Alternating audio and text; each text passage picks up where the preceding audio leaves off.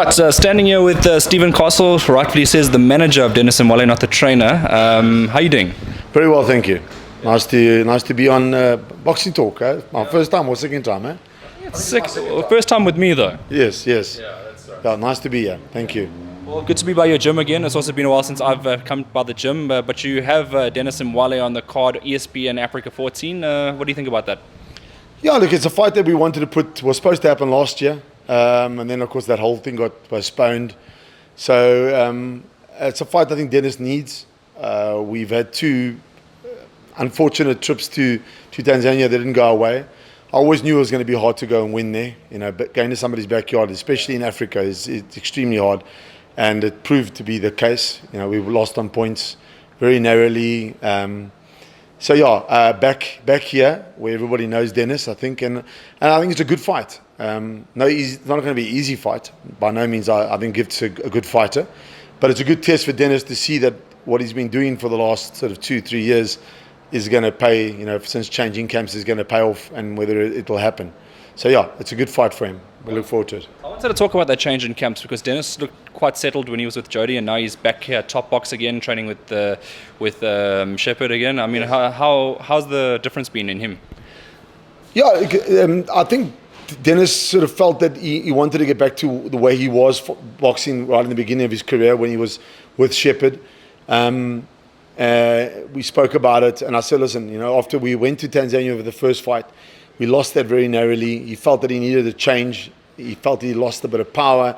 The way he was fighting, he wanted to get back into working with that power again, where he was knocking guys out. Obviously, we've also gone up a weight division. So we've gone to the junior welters, which I think suits him as well. He was struggling a little bit coming down so much. So all those sort of things I think will definitely work in his favour. Whether it's going to make a difference in the Gift fight or not, we're going to see. The changing camp I think is probably good for him as well. We brought him back to the four ways. And so far it's going well. I say unfortunately we had the Christmas show when I had to go with Denis to Tanzania. Yeah, and I had to go with, unfortunately, Shepherd couldn't leave at that time, so I had to go and work the corner. Anybody out there that's looking at going to fight in Tanzania, my recommendation to any of the trainers, don't go and fight in Tanzania. It's not a pleasant experience. We were treated badly. Not all. The first promoter we worked with there was decent, but the last time I won't go back there. And I would advise any boxer, they're going to make it sound sweet. You think you're traveling internationally, you think you're fighting there. You're not going to go there and win, and you're not going to get treated well. We were treated terribly. I mean, we were eaten in the streets. Denis struggled to make his weight because of the fact that we had no food. So it was a terrible experience, especially over Christmas on top of it. And now we're back here, as I said, and fighting here. I think you're going to see the Denis that we had before. He's not going to have all those troubles that we had to endure the last two fights. So yeah, I think it's a good change for him, and definitely I've seen in sparring there definitely has been a change in power. So hopefully it'll happen for him this time as well. All right, and we know that Denis is obviously originally from Malawi, but he's sort of a South African now. He's been here so long. I mean, surely the judges and stuff, you won't even have to worry about that sort of thing when it comes to like ESPN and fighting in Sanson. Look, I've always said to my guys, and I've always maintained it, no matter where you're fighting in the world, if you show respect to the sport, the judges will always then respect you the same way. Going to somebody's backyard, and we've seen it all the time. We see it. We hear about it all the time. The top fighters. It happens here, particularly for the old guys coming here. So we know that. But I think, as I said, Denis is not really an overseas fighter. He turned pro in this country. He's fought all his fights, barring the two recently because of the COVID situation. So yeah, I don't see a problem with the judges as long as he pays the respect and the guys know him and he's a likable guy. So I don't think we'll have that sort of negativity coming through, not at all. All right, and what was pleasing, at least with coming up, was the Khat Singh sparring. I mean, a couple of new faces coming through. I mean, what was your opinion on that? You were there. Yeah, look, it was actually Saturday. The Joburg sparring happened. For me, it was a hell of a thing to see, and very impressed to see. We had 8 heavyweights licensed. Well, I don't know if all licensed. Let's just say 8 took part. Yeah, 8 took part. There were 8 that took part. There were cruiserweights that licensed. There was also a handful of them. I think it was like 6 of them. Light heavyweights, middleweights, junior middles, which we don't have at the moment. If you look at the SA rankings, it's quite shocking. I mean, you've got 4 or 5 fighters in those top weight divisions. So it was great to see so many guys in the bigger weight divisions come out. What was concerning, I think, we had a situation where BSA now is working hand in hand with Sanabu, and there was a memorandum, or they call it a memorandum of understanding between Sanabu and Boxing South Africa, where you have to be a Sanabu carrying amateur and they were talking about 6 fights, which quickly changed to 3 while we were there, but a number of fights, and then you could only license. And there were less than 30 guys that are rocked up with books. There was more than 30 outside that were told they couldn't license. So we had a discussion with, obviously, the Khat Singh supervisor, we had the vice president of Sanabu there. We had a conversation with them, and I said to them, listen, we've had COVID for 2 years. We've had no fights for the amateurs, very little for the pros. Are we not going to license guys this year? Because if you don't license or give these guys a chance to license, we're not going to have any pros. I mean, 26 fighters is ridiculous. I've never seen such a low turnout if you just took the guys with Sanabu books. And luckily enough, calm heads prevailed, and they allowed the guys in. But they made it very clear that next year, if you don't have a Sanabu book, you will not license. Now, they said there was a meeting that was opened up to everybody to come and talk and discuss this. I've got 2 issues with that. And I think a lot of guys out there felt the same way. And the issues are, hey, you've now got a memorandum of understanding with Sanabu, okay, which is, we never worked with the amateurs before. It's always been held apart, and I'm glad now they are working together. But for me, what is the way forward? Have they given us a plan? Have they said, for the next 5 years, we want this to be the case, where you're only allowed to license with Sanabu? There's been no 5-year plan. There's been no even 2-year plan. It's just, now you must do it. Which, at the moment, and we know, and everybody knows, I'm not telling anyone that doesn't know, that amateur boxing is a bit of a dog show at the moment.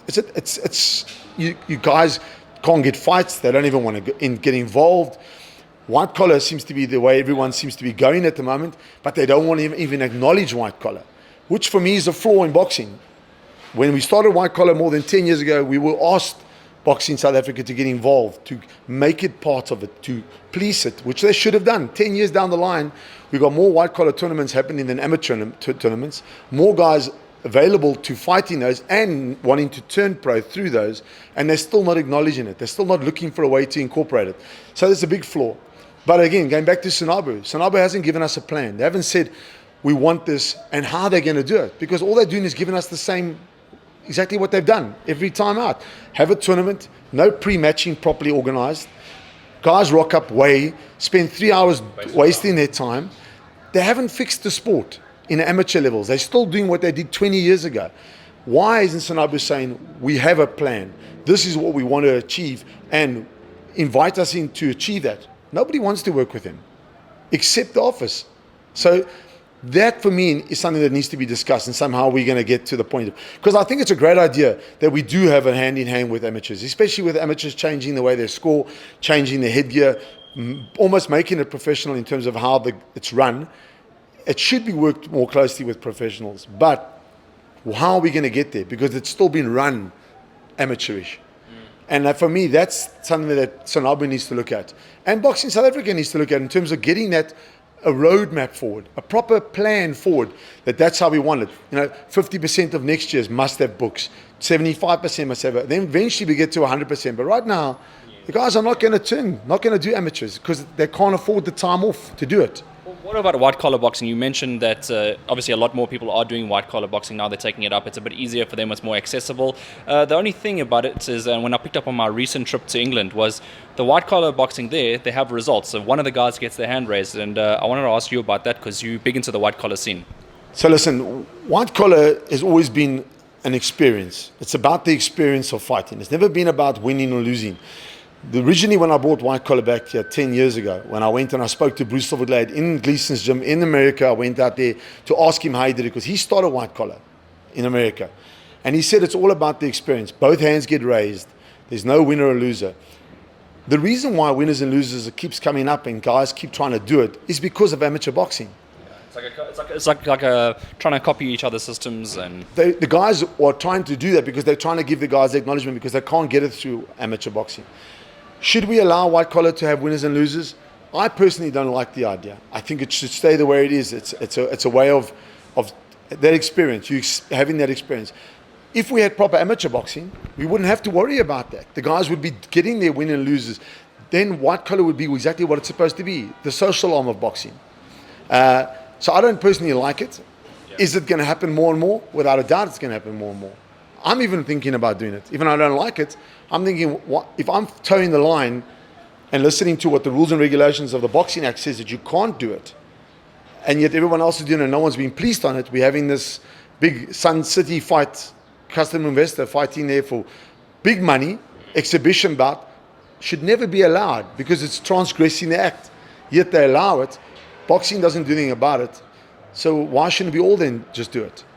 And that's the problem I'm having right now with white collar and that. So yeah, I think it's going to change. I think more people are going to start doing white collar with winners and losers. And I don't think it's good for boxing. But until boxing in South Africa does something about it and actually properly embraces it and polices it, it's going to keep happening. I just want to make a quick point because you've had a few professionals that you've turned pro using the white collar experience for them. Could you just list a few of the names for the people at home that have come through the white collar system that have turned pro under you? Sure. Christo Smith comes to mind. The reason why he comes to mind straight away because he's made the top 10 in South Africa. Leroy Miles. DJ Creel did white collar.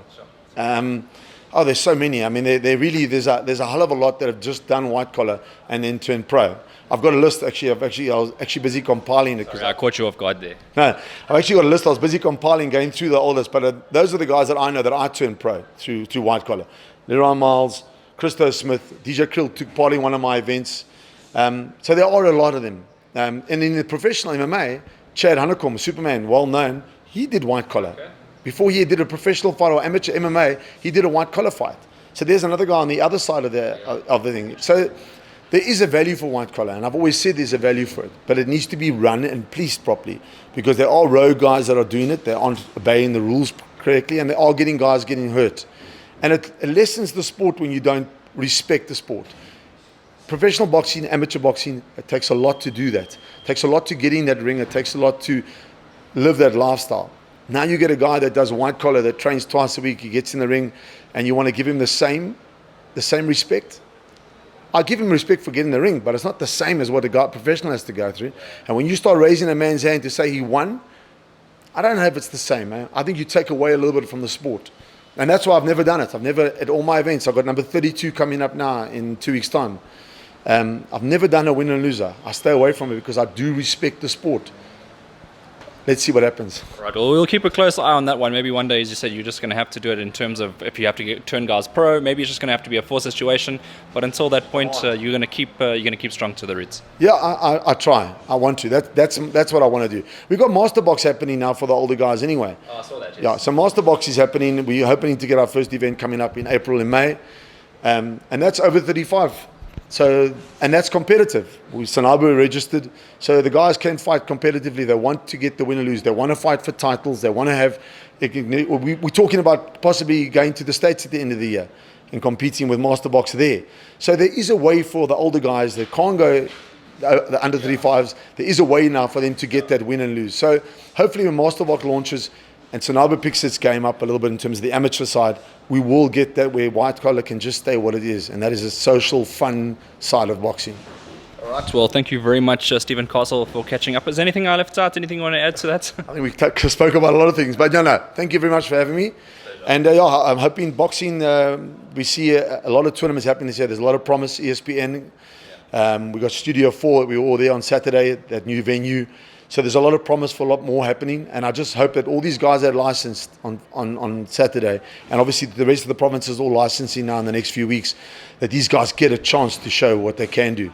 It's exciting. What I saw in the ring on Saturday, it looks good. There's some real talent coming up. So hopefully they all get a turn to fight, because we need the promoters to do that, obviously. So yeah. 100%. I look forward to seeing the new talent coming through as well. again, thank you very much, and until next time. Thanks very much. Thanks for having me.